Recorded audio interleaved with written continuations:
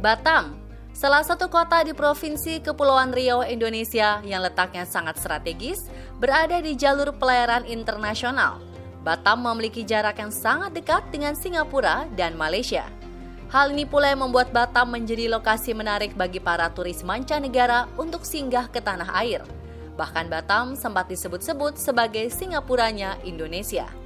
Namun tak banyak yang tahu bahwa Batam juga memiliki kisah-kisah misteri yang menarik untuk dikuak, seperti keberadaan sebuah villa mangkrak di daerah Balawi, Batam. Terletak di atas bukit, villa yang kabarnya telah kosong lebih dari 10 tahun ini, kabarnya pernah disalahgunakan menjadi mes atau tempat tinggal sementara gadis-gadis pekerja seksual komersial pada tahun 90-an. Yang sempat saya tahu di bawah kan ada pos security juga. Jadi beberapa orang yang memang orang awam gitu ya, itu nggak bisa masuk ke sini. Dan sempat terdengar sih sekitar tahun 90-an akhir sampai 2000 itu sempat dengar rumor ini tempat dijadikan tempat-tempat perjudian atau bahkan tempat mes-mes perempuan-perempuan nggak benar. Tapi benar atau enggak saya kurang tahu juga. Benarkah rumor yang berkembang di kalangan warga lokal tersebut? Inilah penelusuran on the spot di Villa Mangkrak bekas lokasi ritual sekte sesat Batam bersama Om Hao, praktisi retrocognition dari kisah Tanah Jawa.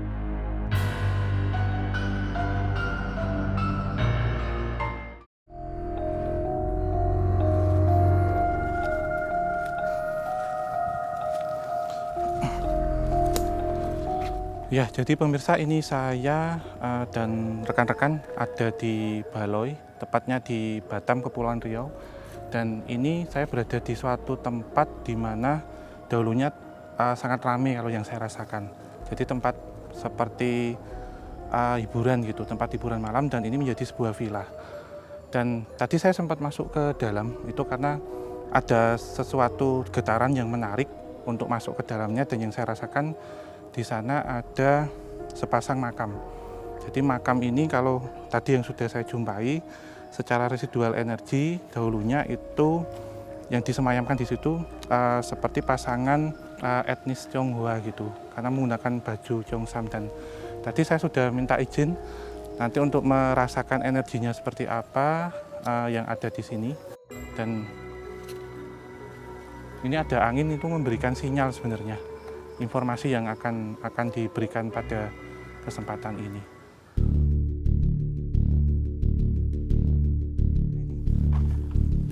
Ini kita agak mendekat ke tepian kolam renang.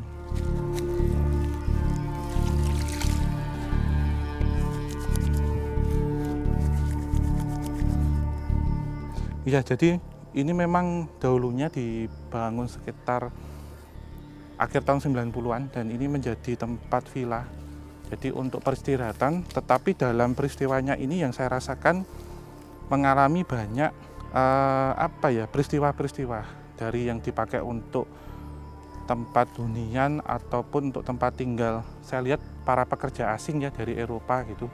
Terus juga karena dekat dengan beberapa klub hiburan malam, yang saya rasakan ini banyak sekali energi perempuan-perempuan yang masih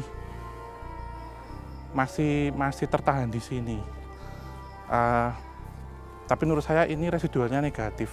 Jadi sosok perempuan ini memang kalau yang saya lihat menggunakan pakaian atau agaman berwarna biru, kemudian agak rambutnya panjangnya segini, dan di sebelah tangan kirinya dia memegang erat tangan kirinya, dan yang saya tangkap itu seperti ada darah yang keluar di situ. Jadi memang sudah menunggu di dalam. Jadi pemirsa, kita coba untuk masuk ke dalam sekarang. Walau pada saat awal dan akhir masa villa ini digunakan sebagai lokasi peristirahatan, berdasarkan residu energinya, Om Hao melihat lokasi ini pernah menjadi tempat tinggal sementara gadis-gadis yang bekerja sebagai pekerja seksual komersial di tahun 90-an. Bahkan ada seorang gadis berusia 20-an yang terlihat terluka dan berdarah di lengannya. Ada apa sebenarnya? kamar mandi, toilet. Dan ini udara yang masuk, saya rasakan tuh dingin. Ya, jadi sosok itu tadi yang saya tangkap secara residual energinya, secara vibrasinya menceritakan antara kurun tahun 94 hingga 98 itu memang di sini dipergunakan atau ditempati untuk camp. Jadi lebih untuk penampungan beberapa perempuan, boleh dibilang demikian, yang akan bekerja ke luar negeri, terlebih di Singapura dan di Malaysia. Tetapi saat sampai di sini, dari vibrasi yang saya rasakan itu ternyata ada yang dibelokkan, ada yang seperti dialihfungsikan tempat ini. Jadi ada pihak lain yang menyewa, karena dari pemilik sendiri itu dulunya awalnya dipergunakan hanya untuk tempat tinggal villa, karena lokasinya jauh dari keramaian. Tapi justru karena jauh dari keramaian itu kemudian disalahgunakan. Dan yang saya tangkap bahwasanya ada beberapa orang yang perempuan yang dijanjikan pekerjaan ini tidak kurun waktu datangnya dan mengalami beberapa tindak seperti kasar ya secara psikis, seperti dibentak, dan yang saya dapatkan ini adalah secara kekerasan seksual gitu. Dari perjalanannya itu beliaunya ini mengalami seperti depresi, jadi tekanan jiwa, dan karena ingin pulang dan mengalami seperti bentakan, kemudian saya lihat juga seperti hal yang tidak menyenangkan, dan di akhirnya karena sudah sangat depresi kemudian berniat untuk mengakhiri hidup di sini. Yang saya tangkap posisinya memang di sini, Mbak.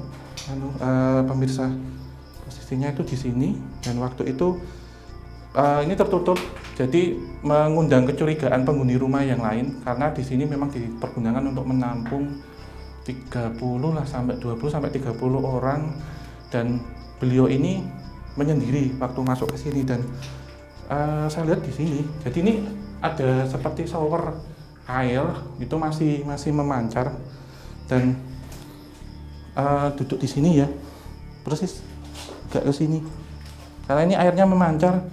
Kemudian dengan botol seperti botol minuman itu dipecahkan, jadi sudah tencer gitu, terus diambil kemudian disayat di sebelah sini, dan waktu itu posisinya begini. Terus dari pancurannya air itu kan kena tangan, itu darahnya seperti hanyut gitu, mengalir. Dan karena penghuni rumah lainnya sudah merasakan ada kejadian yang ganjil, lantas ini didobrak dan mendapatkan beliaunya itu sudah dalam kondisi sekarat gitu, dan dilarikan ke rumah sakit. Kalau menurut ceritanya yang saya dapat, ini kan sebenarnya dari salah satu daerah ya, tidak jauh dari Kepulauan Riau ini, di sekitaran Pulau Bangka yang saya tangkap. Itu sebenarnya dijanjikan kerja di Kuala Lumpur di Malaysia. Tetapi sewaktu di sini karena menanyakan terus kejadian itu, dan saya lihat juga secara fisik juga menarik gitu, saya melihat ada pelecehan seksual yang dilakukan seperti orang asing.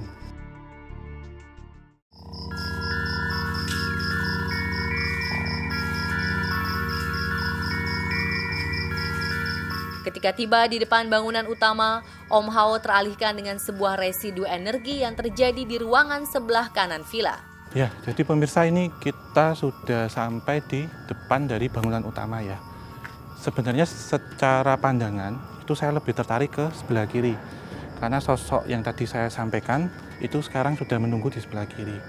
Cuman begini pemirsa, secara penangkapan ini ya, saya itu mencari sesuatu yang unik, dan saya diarahkan ke satu titik yang ada di sini, entah di mana saya belum tahu. Tetapi coba kita lihat untuk masuk ke dalam dahulu.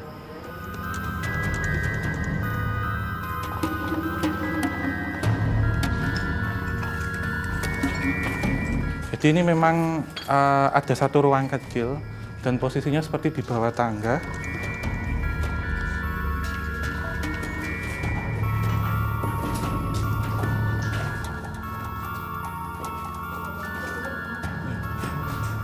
Jadi sepertinya ini untuk menyimpan sesuatu yang berharga kalau saya lihat zaman dahulunya. Cuman setelah bangunan ini tidak dipergunakan di atas tahun 2000-an, lantas seperti buat main-main tanda kutip gitu. Jadi kalau ada orang ya, ini saya lihat ada perempuan yang diajak ke sini karena di sini didominasi orang-orang bule yang saya tangkap. Itu ruang ini penuh dengan asap, tapi asap rokok yang sangat pekat sekali. Di kejadiannya itu yang saya tangkap bahwasanya ada 5, ini seperti orang-orang luar ya, orang-orang asing.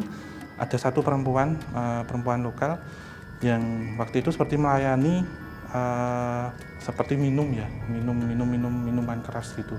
Dan karena kondisinya sedang mabuk, maka kemudian perempuan ini kan untuk hal-hal yang lain yang sifatnya negatif, lantas kemudian dibawa ke sini. Jadi di sini ini kan ruangan, ini ada kamar mandi, ada seperti meja kecil gitu. Kemudian karena mau menuangkan minum atau apa, kemudian ada seperti berontak gitu. Lantas ini seperti di bawah ditarik ke sini, kemudian dimasukkannya itu seperti didorong gitu. Jadi didorong-dorong gini sampai masuk gini. Tak hanya aura negatif, tim On The Spot sampai dilarang menggunakan penerangan demi keselamatan. Ada apa gerangan? Hal apa yang akan kami temukan di lokasi ini? Dapatkan jawabannya sesaat lagi.